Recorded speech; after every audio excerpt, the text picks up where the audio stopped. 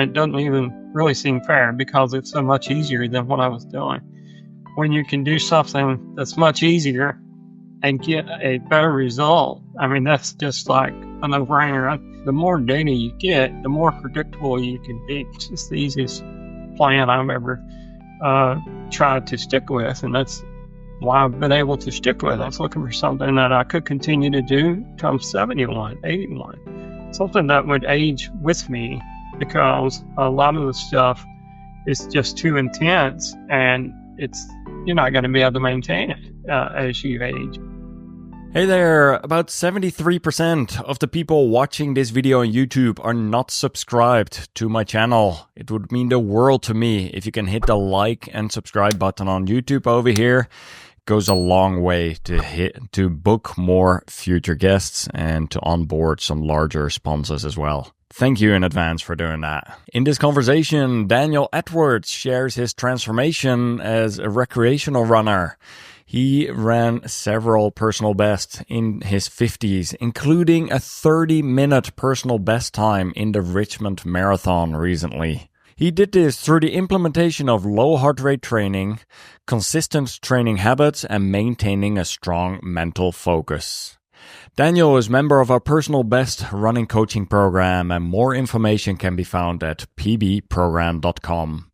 This episode is brought to you by LMNT. As someone who runs daily and who coaches athletes as well, I want to share one of the daily essentials that has been a complete game changer for me, and that is LMNT electrolytes. LMNT provides the perfect ratio of sodium, magnesium, and potassium that the body needs, with zero sugar and no artificial ingredients. I drink it every day for my training, for my recovery, and for optimizing my overall performance. It is packed by science, and it comes in these little electrolyte pouches that is perfect for runners on the go. For the colder winter months, LMNT has released their limited edition Chocolate Madly, with several flavors such as chocolate mint, chocolate chai, and chocolate raspberry, which you can actually enjoy hot.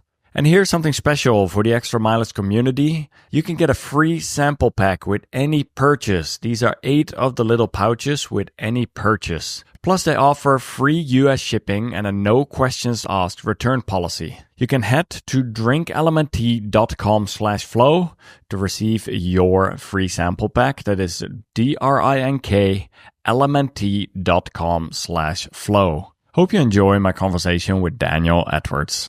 Daniel, it is good to see you again. We've spoken many times on Zoom in the last few years over here, and I'm glad we're getting to record this conversation today. Yeah, it's great to be here, Floris. I appreciate the invite. For sure. Let's you've learned a lot of things in the last few years, and we're going to talk about your running progress, the different things along the way, how you have progressed in your training and racing. But let's start out, like, what were some of the things that you feel you wish you would have known earlier on in your running journey? What were some of those things that, if you could give advice to your younger self, what would that be at this stage? Yeah, that's a good question, and it's a lot of the stuff that I've been able to learn over the past couple of years, because I started running early. I ran my first 5K in like 2016, so it's been several years, and I was on and off, and I kind of progressed through the 5K, 10K, half, full, but they were all disasters. That when I first started, I mean, the first 4 marathons I ran, none of them panned out. They all had one thing in common. I would fall apart at the end, somewhere around mile 18, mile 20, end up walking a lot the last 5 or 6 miles. So what I've been able to do differently now is, since joining the personal best program, I've just increased my running IQ so much. And now I realize, just looking back at my younger self, I didn't stand a chance at being successful.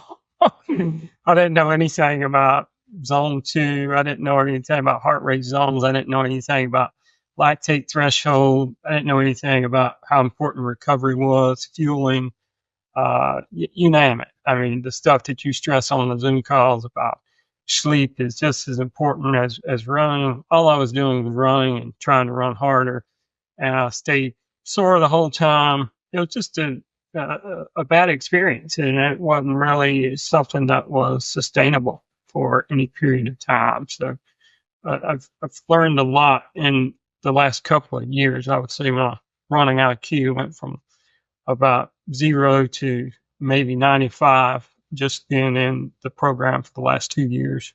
So what would that be? Like you're talking about looking at a lot of things outside of running was one of them. What are some of the other things that you have changed? Because it is interesting to hear you say so several of your races from 5K to 10K, half marathon were disasters, as in the wheels falling off, like hitting the walls, getting injured.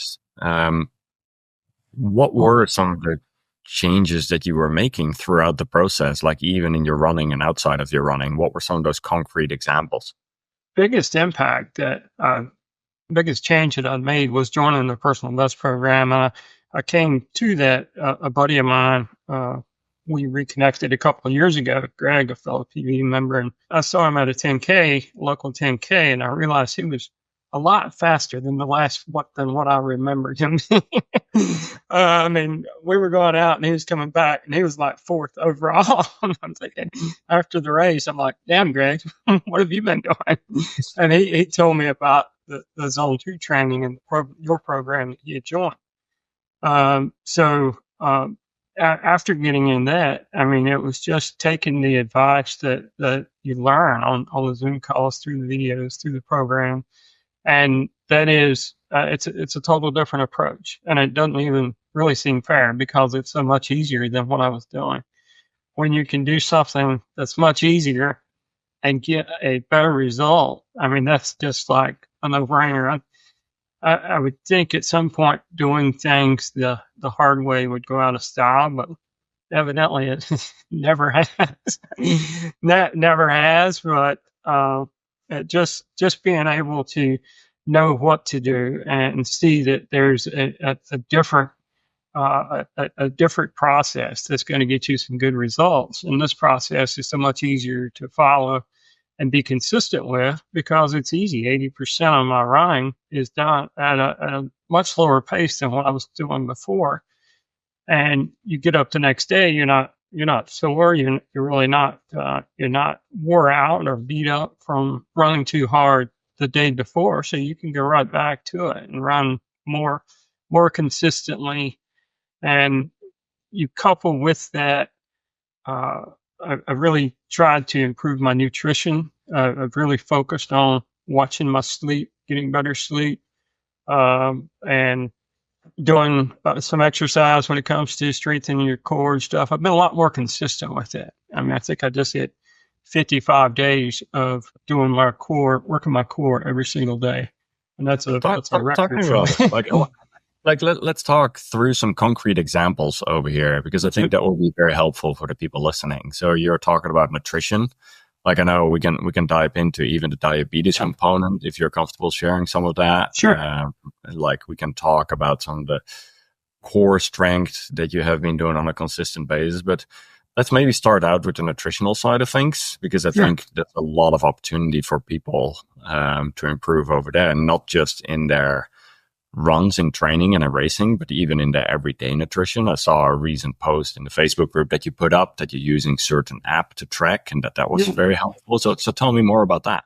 Yeah, definitely. Well, I've actually been meeting with a dietitian too. I started that about 6 months ago, and it's funny. I mean, there was this thing that come up on my Instagram feed about you can meet with a dietitian and your insurance will probably cover it. And I said, well, I'd love to meet with a dietitian.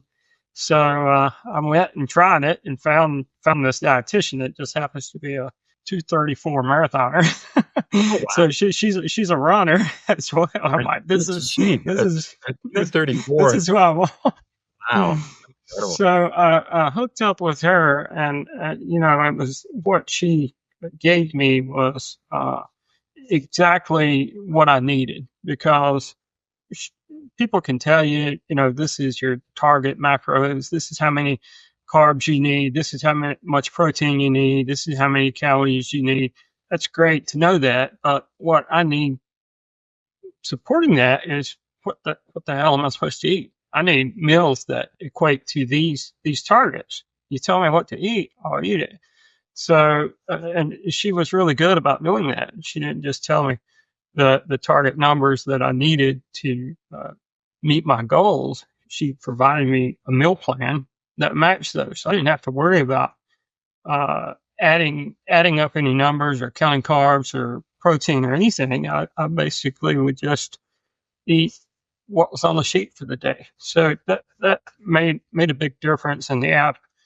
I shared in our Facebook group. That app will, you scan about anything with it, food, shampoo, soaps, anything, and it'll tell you if there's dangerous additives and stuff in it. And I use that app a lot. And now I don't put anything in my what is the name of the app? Yuka, and it's a free app, but it shows you all the harmful additives and stuff. And then if you drill down, they don't even tell you what they have been linked to cause. So, and a lot of them are like carcinogenic and poison. I mean, it's crazy. I scan chocolate Pop-Tarts. I've been feeding those to my kids for years, and they are like a 3 out of 100. It's how bad they are. They probably should have a Surgeon General warning on them. And that's, I hope you're not, I know you've got young kids, mine are grown now. So, but it's amazing, the amount of toxins and stuff that are in our food that we didn't realize. I certainly didn't realize. It can be super eye-opening. And what we'll do is we'll make sure to find that app, put a link in the show notes if anyone else wants to check out that app. Like, I'm curious about that one too. I'm not familiar with that one. And then there's even certain other tracking apps where you can indeed scan the labels and just see the ingredients, or like you can add different things up and see what that comes up to on like a daily basis, what the macro breakdowns and everything is. But all right, so you started playing around with nutrition that made a positive improvement. What did you end up noticing? Yeah, and not just nutrition, but I noticed that I feel a lot better when I don't eat poison. I've had more energy, and it wasn't just nutrition outside of running; it was fueling nutrition too, because I was able to really dial in. I haven't got it to where it needs to be. I was still a little bit dehydrated the last marathon I ran, but I was much better. I was consistent with taking gels every 30 minutes, whether I wanted them or not, because being a diabetic, if your blood sugar gets low during a race, and it's happened to me several times, it's going to cause a lot of problems. It's really hard to recover from being behind like that and keep while you're running. It's almost impossible. So being able to stay on top of that consistently, I set a timer on my watch. Every 30 minutes, I was pulling out a gel, and usually I try to coordinate it close to an aid station. So it really changed the way I felt throughout the run. Instead of usually falling apart, I got to mile 20 and I was like, still doing good. I'm like, all my previous marathons, I fell apart. I'm like, well, it's bound to happen sooner or later. I'm running out of time here. But it never happened. I mean, I finished that marathon. It felt better than I ever had, and it was a PR as well. So all that really makes a difference. We see it so frequently that often in a race, it's a half marathon, or beyond. But let's talk about the marathon in this example, that most people make a mistake with either the pacing, very often going out too fast, like not preserving their energy, like intensity discipline we often talk about. The other part is nutrition. Like quite a few people under fuel, not taking in fuel on a consistent basis, not having a fueling plan going into a race. I think once you can nail those two things, it reduces the risk by like 90%. Like, and there's certain, like sometimes it's hard, right? Like knowing in advance of a race, like, okay, what marathon shape am I in, or what pace can I maintain? But there are certain training runs that you can do to get a rough estimate on if you're able to hold certain paces, if you're able to hold certain intensities, especially in the later stages of a long run or during the higher intensity training. So what were some of the things that you noticed in your shorter distances as you started to progress in your training? Because it wasn't just the marathons where you start to see Yeah. progress. How did some of these shorter races? Because you seem to have a lot of joy in your 5Ks and your 10Ks as well. Yeah. Yeah. I mean, this year, I mean, my 5K PR was from 2016. It was like the very first one I ran. I broke it twice this year. But overall, I haven't even focused on increasing my 5K speed or 10K speed because I've been training for a marathon, and I did a half marathon prior to that. But the good thing about this type of training, the more data you get, the more predictable you can be. And just from this year alone, it's my second year in the program, and I've captured some data. I've shared some of it with you from time to time, and I've gotten to the point where um, I can almost predict how I should be able to finish a marathon, barring anything uh, fluky happening.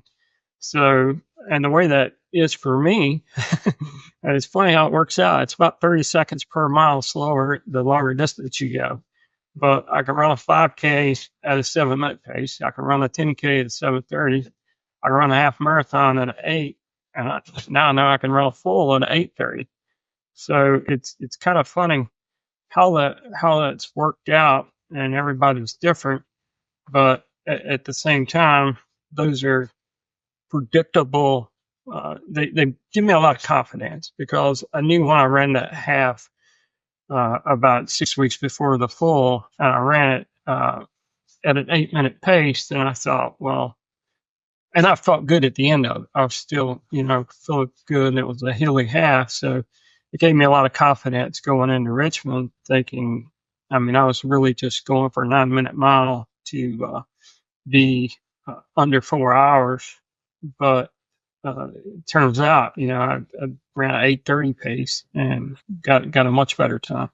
PR by how many minutes? Yeah, 30 some minutes. I ran 4:16 in Richmond last year. So, and this year it was 3:43.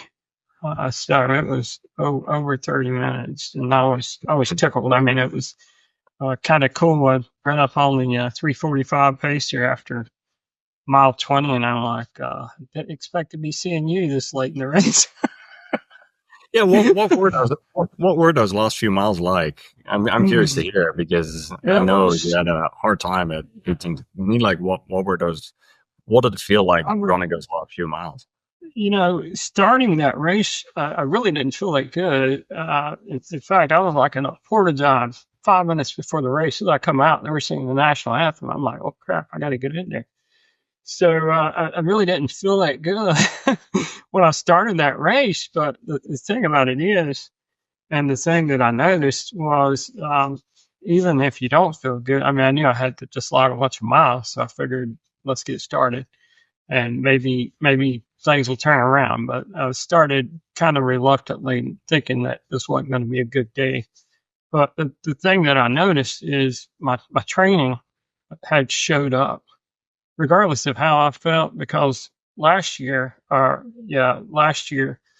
I ran Richmond in 2023, I mean, I didn't have the physical ability, and I was still recovering from a surgery, so I had to depend on a lot of grit to get me to the finish line. But this year it was just the opposite. I mean, it was much easier, and I was running much faster and had a much better finish, and I really wasn't even in it. I mean, I wasn't having to use a lot of grit or push myself, but my body was doing what we trained it to do. And that was a bit surprising that it just held up and kept going. And I mean, I was feeling pretty good. I mean, everybody's going to be tired after running 26 miles, but to I wasn't collapsing or anything at the finish line. I was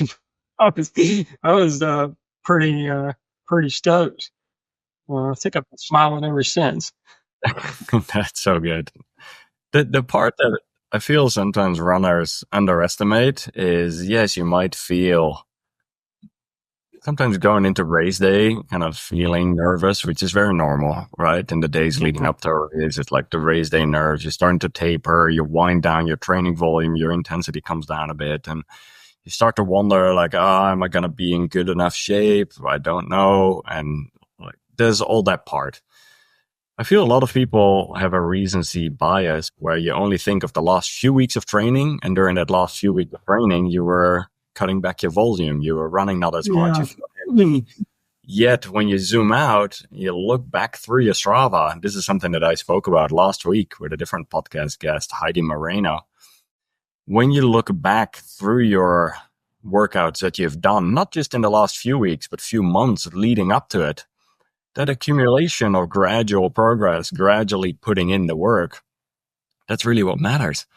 And it really is. I'm the same way. I really am. And sometimes I just catch myself. I'm like, okay, let's actually zoom out here. And it just brings a sense of calm when you really look through, for me, and just going through my Strava and just seeing like, gee, I actually did do quite a few runs, and I did go longer, and I did this and did that. So yeah, zoom out is always a good one there. You mentioned earlier you went after the nutrition, you optimized different things there, and you did 50 plus days consistency of core. Talk to me that a little bit more. What do you do on a daily basis? Would love to hear. I've got a core routine, and I don't do the same exercises twice, 2 days in a row. I basically have a timer set, and I do 15 1-minute exercises with 20 seconds in between. It's like 19 minutes and 44 seconds total. But I've really tried to do that consistently. And now I don't even count that as a workout because it's just a routine now. And I'm going to do it. That's one thing you can do no matter where you're at. If you're traveling in the hotel room, you don't need anything to work your core. It's up your body weight, maybe a floor. And what are those things? Talk us through. What are some of those exercises that you do for a minute? I've got a set-up bench. I've got a machine where you can pull down and pull your core down from the bottom. I've got a thing where you can hang in the doorway and basically do leg raises. I've got one of those ab rollers. I just got it recently, and it's like a torture wheel. But, it totally is. That thing hurts. Yeah. Well, I stay on my knees with that. I thought it'd be cool to try to do it from my tiptoes, stretched out. And it just hurts my lower back. So I figure if it's hurting my back, I'm probably not doing it right. So if you're on your knees and you go all the way down and kind of touch your nose on the floor, you're going to get a good core workout. But a combination of things I do, I've got some kettlebells, sling around. I use dumbbells, do like a lot of upper, this grave digging type stuff. But before you know it, it's over quick. And I know if I'm getting ready for work, I know exactly how long it's going to take me to work my core. Because once I start my watch, it's 19 minutes, 44 seconds. I'm going to be done. So that in itself is pretty easy to fit in anywhere. I mean, you spend that much time having what time do you normally do it? You do it before work? Before work, yeah. I do that first thing. I mean, and I did it before I ran Richmond. I did it before I ran that half in Durham. So I might should have saved my energy that day, but I figured I'm not going to feel like doing it after Richmond. And I'm not going to break my streak, so I might as well get up early and go to the hotel gym. That's ambitious. Strength training before your race. That's like, wow, much used to it. Yeah, there you go. I don't want to break my streak. I do really like the part of like getting the consistency in and not overthinking it, not making it like just making it part of your routine, like you're doing brushing your teeth. Yeah. Like it's one of those. And if you make this part of your day, it's a non-negotiable. So what advice do you have for people wanting to implement consistency and strength training in their life? They really just have to make time for it. You have to clear out. You have to make space for it. And something as simple as 19 minutes, that's pretty easy to fit in a morning routine. I mean, most people, I mean, I sit around and drink coffee for 30 minutes and browse on my phone and stuff. I mean, for me, it's pretty easy to carve out that 19 minutes. And I think you just got to make space for it so that you have time to do it and you've got a space there to do it. And it makes things easier because if you don't allocate some space for it, it's going to fill up with something else. so, so I know every morning when I get up, I'm working my core. I get up, have some coffee, and usually after that, I go work my core. So it's just part of my routine now, and I plan to keep it like that. I mean, and it gets me active, gets me moving, gets my blood flowing in the morning. So you feel better after you do something, even if it's small. And that's really well said. And I feel even some people might be listening thinking, gee, 19 minutes a day, that's quite a bit. That's too much for me at this point. And even there, you start out 1 minute here, 1 minute there, right? Dr. Rangan spoke about it recently. Even if you're making a coffee in the morning, you're able to do like 10 lunges or 10 calf raises or 10 push-ups or whatever that may be. Over time, that's going to start adding up. And for some people, that might be 19 minutes or 10 minutes continuously at the same time in the morning. For some people, it might be sprinkling it in throughout the day, but at least making it easy, accessible to do and not overthinking it. We don't have to drive to the gym for an hour-long strength training session. All these little bits, even though in the moment you don't see it making much of a difference, but like to be an overall healthier, stronger athlete, it really does make a difference. What was your first experience like with low heart rate training? Because you were training before at a rather high heart rate, and then all of a sudden you decided to train with low intensity. I would like to hear about how that was for you and what you've learned through that and any advice to other people going through that stage. Yeah. It was a challenge at first, like most everybody I hear in our program. You might be surprised at the level of fitness that you really at, because that's a tough pill to swallow when you go out and you try to run in zone 2 and you can't without having to walk, and you're thinking, damn, I thought I was in better shape than that. So it's kind of a bit of a challenge to grasp at first, but then you see people, and we talk to people on the Zoom calls that started out the exact same way. They all had to. Most everyone, if they don't go all the way down to walking, they certainly slow down considerably when you try to stay in zone 2, and it's a challenge to not get discouraged when you're starting out. But I can tell you with some certainty, if you stick to it, it will work, and it will come around. And I made some big strides just this past fall, where I thought wasn't even going to be achievable this year. So if you stick with it and just keep being consistent, and it's easy to do, like I said, it's the easiest plan I've ever tried to stick with, and that's why I've been able to stick with it, because it's easy. If something's too hard for you to have any longevity with, it's only temporary. And I was really looking for something that I could continue. I'm 51 now. I was looking for something that I could continue to do till I'm 71, 81.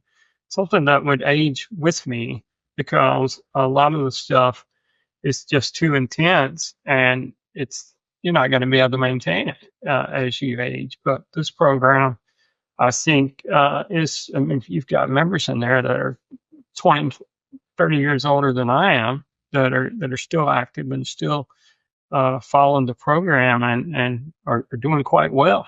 So I'm looking forward to that.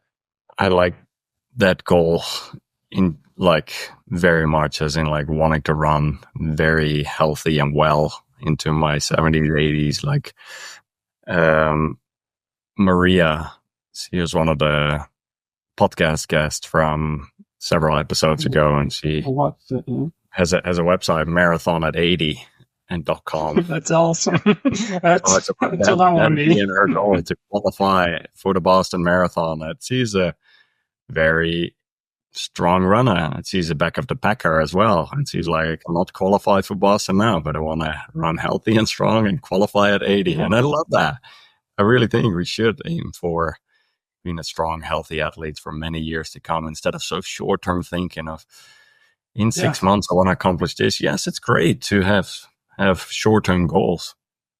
For some people, 6 months might actually be long-term, but also having some bigger picture or longer-term goals is a big one. How do you calculate your training heart rate? You said you're 51 years old. How have you gone about deciding what is the right heart rate for you? How have you seen that number change over time, the perception of pace? Talk to me a little bit more about that. Yeah. Well, I was always a bit uncertain about my heart rate because I trained with Greg, my friend that's also a PB member, and we're both 51. And our heart rates that are about 10 beats apart. And we're running side by side, chit-chatting, and we both feel like we're in zone 2. Well, we probably are both in zone 2, but if we are, then we can't use the exact same formula. And you kind of reiterate that a lot. This formula doesn't work for everyone. And one of your suggestions was you can go to a lab and have some metabolic testing done, and they test your lactate threshold. They dial into your specific zones. And I think that was a great call. And I'm super glad I did that, because it did determine that my zones were about 10 beats higher than what Greg's fit the math formula quite well. But mine was about 10 beats higher based on my metabolic testing that we did to determine my lactate threshold, and go backwards from there. So that has gave me a bit more confidence that I'm training in the right zone, and it's easy to do. I mean, I wear a heart rate strap. I just got some really cool glasses. Ingo, it's the ones that show the heart rate and everything up here in your peripheral vision. That is awesome. They are great. they are great. I even wore them on my treadmill this morning downstairs. Are they? Is that synced to your heart rate monitor, or it's separate? Yes. No, it's synced to your heart rate monitor. I think it's synced to your Gierman, and from there it's synced to your heart rate monitor. So, but it's great. It's got like 3 or 4 different displays, and I mean, I've used them. I've got them about 2 weeks ago, so I've run them. I've worn during that 5K. I could see my heart. I just put a big timer up on the 5K because I wasn't that interested in seeing my heart rate. But you pick and choose the data fields that you want up there, and they are really awesome. Does it show pace as well? Does it only Yeah, it shows pace, elevation. There's about 20 different data fields that you can choose from. And I mean, I usually have pace, cadence, my heart rate. I've got at the top of everything, and then it's got the amount of time that you've been out there and distance and all the basic data fields.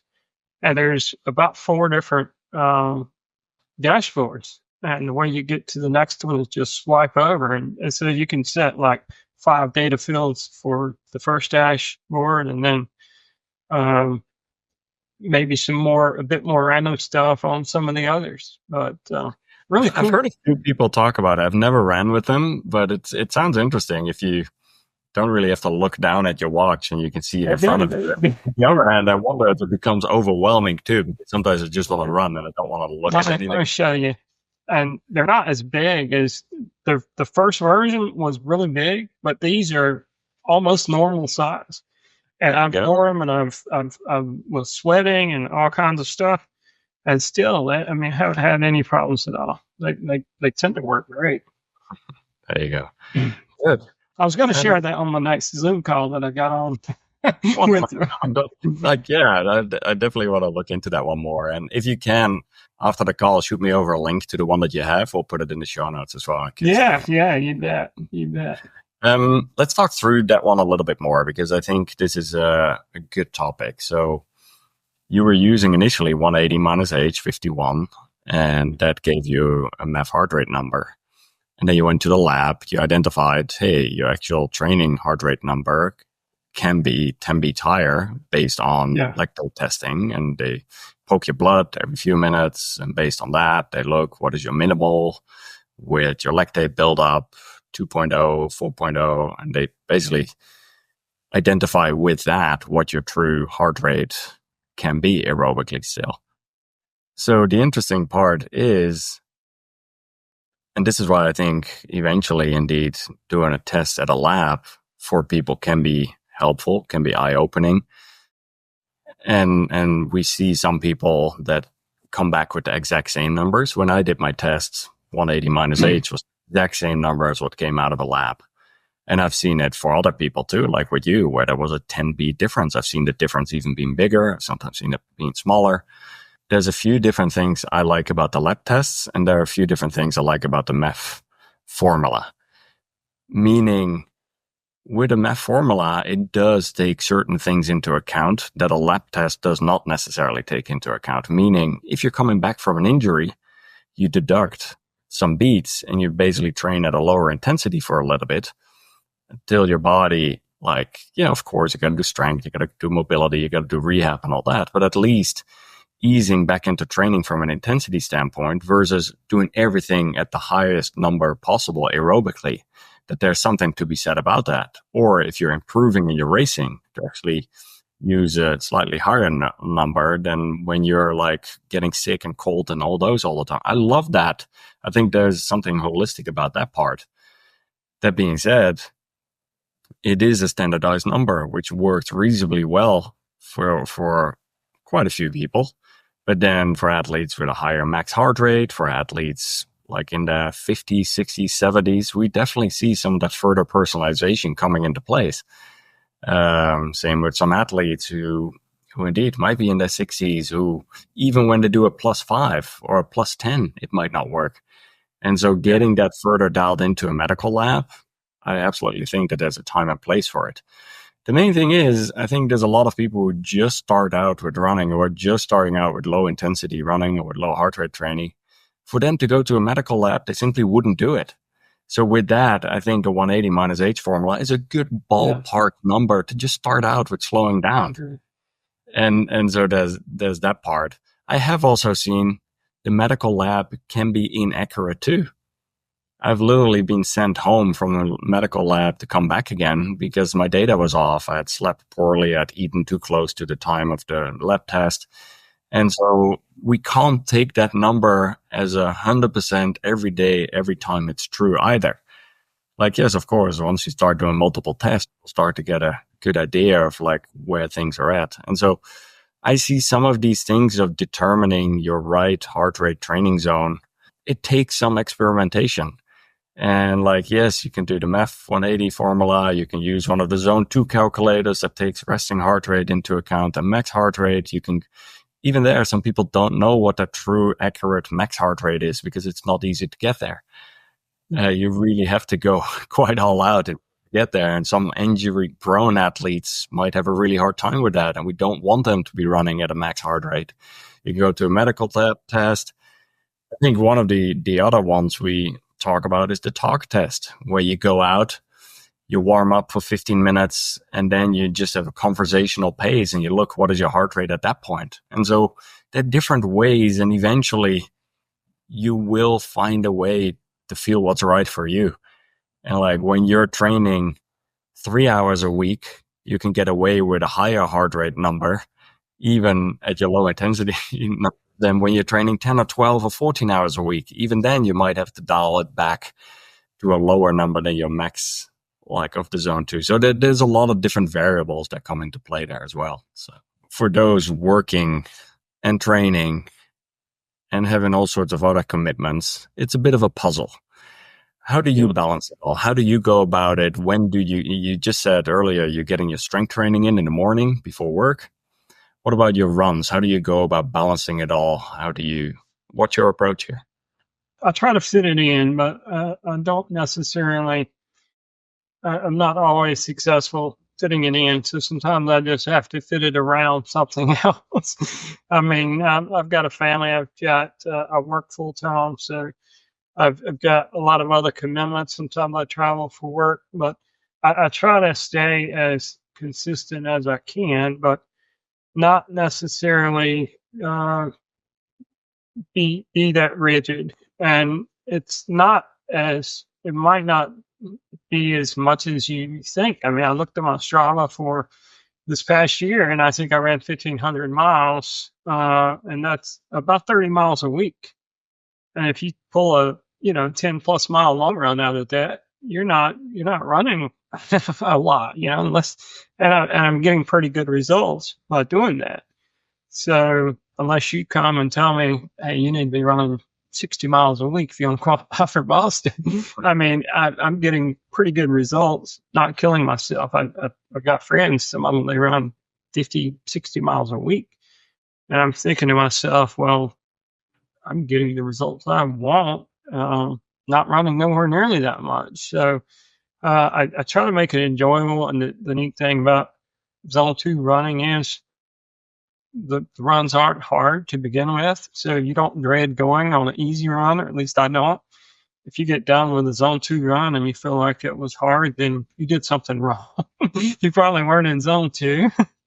So it's really easy to kind of fit that stuff in, and you really just have to find the right balance. I mean, I don't miss work, or I don't miss any family events because I'm a stickler, sticking to your marathon training plan. I mean, I tried to stick to it as good as I could, but it didn't always work out, and I was okay with that. I mean, I knew as long as I was consistent and didn't miss out a week, go a week without running, I wasn't going to lose what I'd already had.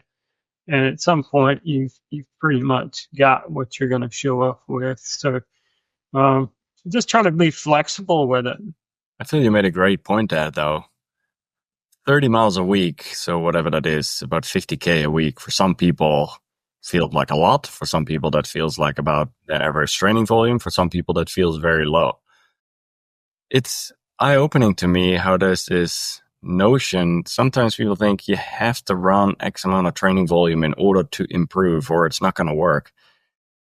That's way different for everyone. It's more you showing up consistently. Like, yes, you ran 1,500 miles, but you ran fairly consistent. You didn't have gaps because you were way injured.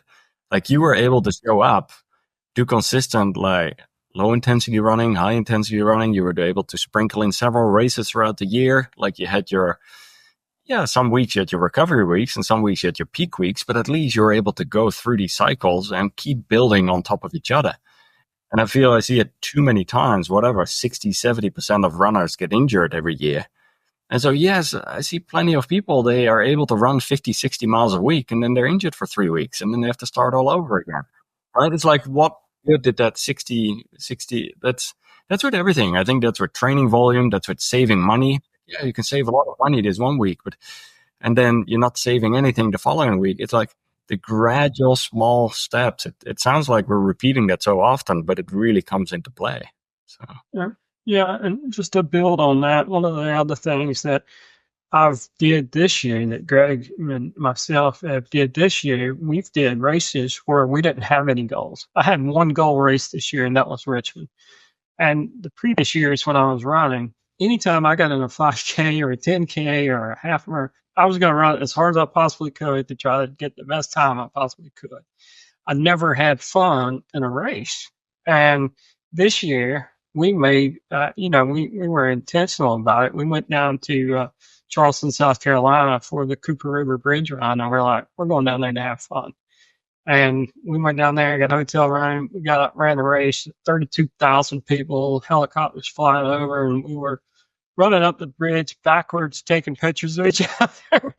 and we had an awesome time. And then we followed that up with the half marathon up Blue Ridge Mountains. It's like America's toughest road marathon. We went up there to have fun. So we put Iceman and Maverick on our bibs. I got us some dog tags made. We went shirtless, put our Ray-Bans on. We're Top Gun junkies. So Well, at the end of that half marathon, we were doing push-ups right there at the finish line. But we had a blast. We was running with a friend of ours that was coming up back off an injury, and he was just up there to, have fun, hit all the drink stops, and we were stopping with him. I didn't care about our time, so uh, I see that as something that was a mistake. And this year we changed it. We had several races where we didn't care where we finished. We were just out there gonna have fun. If we knew to stop, we'd stop. And I had one goal race this year, and it was Richmond. And that's probably the only. I got a couple next year, but I'm gonna be sure to get some races in that I don't have any goals for, where we can just get out there and enjoy the well, community. yeah, your goal right there is to enjoy the experience, and I think that's a good goal to have already. Sometimes we talk Yeah. about let's make it a goal to get to the start and finish line healthy, alive, and well. Yeah. And versus up in the medical tent or injured at the start line or overtrained, or right? Yeah. It's not just the race day experience; it's the whole training cycle leading up to it. That's such an important part of it too. So the good thing is, I notice you have a lot of joy in training and in racing, but sometimes, even right now, we're recording this and it's winter. Some of the days are darker, some of the days are colder. It's not always that easy to get out the door. It's not always that, like, I know we're going through training cycles with ups and downs. So how do you deal with sometimes being a bit challenged with motivation? Or do you have any advice for people who have a tough time getting out of the door in some of these days? Yeah. I would say you have to just maintain control of your own happiness. And what I mean by that is, um, running makes me happy, but it doesn't control my happiness. If I couldn't run anymore tomorrow, I've still got to find a way to be happy. So I think happiness comes from within. And anytime you have setbacks, you just have to, understand that those are part of life. But life goes on. You can't really dwell on it too much. Or I compare it to, like, somebody on a float, out on a beach, and say the shore is happiness, and you've got to be careful, because if not, the tide will you start drifting away from the shore, and you'll get to a point where you can't even get back. You can't get back without some help. And it's important to recognize that and stop that drift. If you've got something that is um, controlling your happiness, and it's, even if running, if I can't handle, running through some dark times, then I'm kind of dependent on. I've became dependent on running. And I struggled with addiction a couple of years ago, and it was an area in my life where um, I realized, coming out of that, I was letting that stuff control whether I was going to be happy or not. And once I kind of seen that, I said, well, never again. And not only is that not going to control whether I'm happy or not, nothing else is either. Because I firmly believe that your happiness comes from within, and you can still be happy in some pretty bad circumstances, as long as you've got the mindset for it. Mm-hmm. And that's easier said than done sometimes. It really is. You can't just, say screw it to everything. You're going to get upset, but like I said, you just got to catch yourself and stop that drift before you get too far, and you look at something and say, okay, how important is that really? Am I going to let it ruin my whole day, my whole week, my whole year? Or am I going to say, that's not going to control my happiness, and I'm going to continue on and stay over here kind of in the center lane? So it's an approach that I try to strive for, and so far it's been working pretty good. I mean, it's a work in progress. How we respond to some of these challenges, how we respond to some of these situations is really what determines a lot of the outcome, and a mindset in that, even when it's a day you don't feel like going out the door, or when it's a moment in a race that you feel things are all falling apart and they're not working. Yeah, trying to stay calm, zooming out one step at a time. I've had it a few times in recent years where something happened and it's so hard to see in the moment that it happened for a reason. And in the moment, you're like, what? Like, it seems like a very negative experience, yet it was one of the best things that could have happened because it put you on a different trajectory, or it made you slow down, or in whatever way, shape, or form that is. I've had it where I've had some pretty bad migraines, like headaches. And those are purely signs from the body telling you to slow down, like something is off. You gotta do that. It's almost like a control delete button on your computer that tells you like, hey, something is not right. Like, chill out. I've had it where I was on a run where my appendix went out. Something like, and this was a few years ago, but I had to go to the hospital, and it was very tough at that moment, yet it made me slow down in some parts of my life that I really had to take a hard look internally and externally. What was I doing? What was going right? What was not going right? It's crazy how something medically or something like emergency or whatever makes us all of a sudden come to that realization. It's fascinating sometimes. Can we talk a little bit about your diabetes more? Because I think that might be helpful for some people. And first of all, tell me type 1 or type 2 diabetes, how long, Type 1. and like, tell me more about your experiences with it and how you deal with it on your runs. Well, generally when I'm running, I don't need a lot and by the way, I'm type 1, and if anyone doesn't know the difference, type 1 is kind of insulin dependent. So pancreas doesn't work. Most type 1s wear a pump, or either they give themselves injections. I wear a pump. You can see it right there. It's a tubeless pump. It's probably the only pump I could ever wear because I can't be tethered to stuff. But nonetheless, it's something that with today's technology, it's gotten much easier because, and I see even some runners wearing CGMs, continuous glucose monitors, because they want to see how what they eat impact their sugar levels, so that they can maybe have a more balanced diet. So that's interesting, and I'm always looking to find some advantage. And I'm thinking to myself, I hear about ketones, and I'm thinking, I think the way ketones are produced for is when you have low insulin levels, and I'm thinking, well, I've got a mechanical pancreas. I can make my insulin levels as low as I want.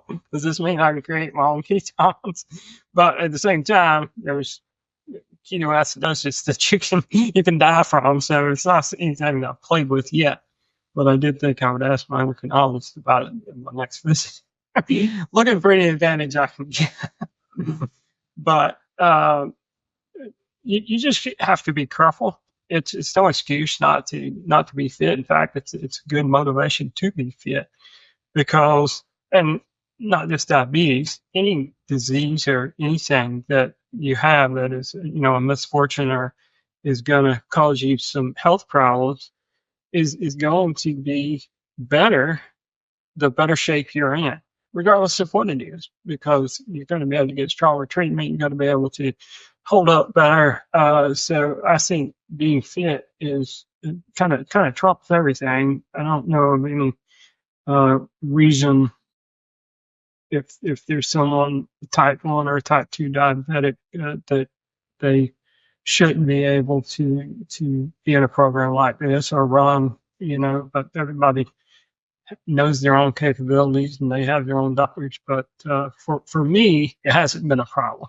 I think, I never feel sorry for myself for having diabetes, because most kids get the type of diabetes that I have. It's called juvenile diabetes for a long time. And I'm thinking, well, I'm a grown ass man. I'm a grown ass man. These little kids, I feel sorry for the kids. They don't even know what's going on. So it's something you have to manage.